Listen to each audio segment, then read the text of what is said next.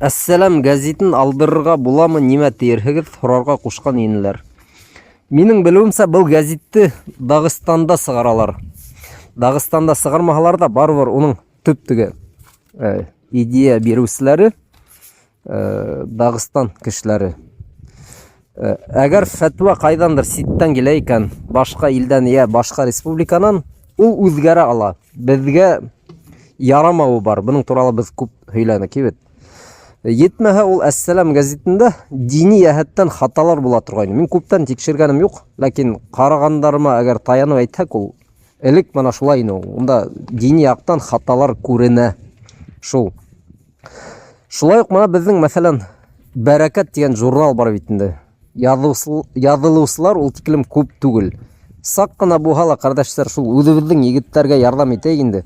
Менә ошында тыуып үскән, ошындагы безнең халыкның үзенчәлекләрен, теге проблемаларын аңлаган егетләр, белеме булган, тәҗрибәһе булган егетләр ошо журналды сыгара бит инде.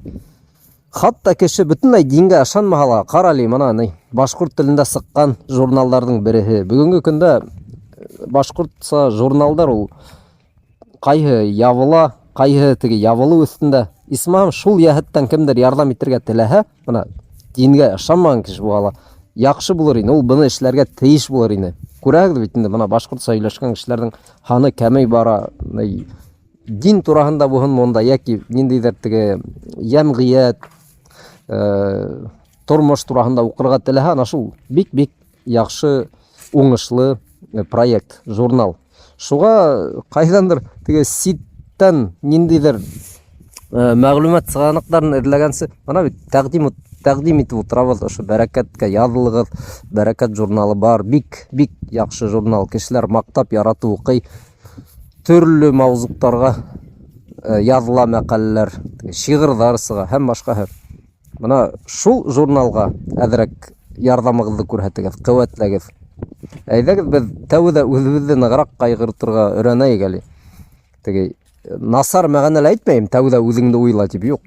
Эгоизм яһәтеннән түгел, ә менә безнең ошо тырышкан егетләр бар.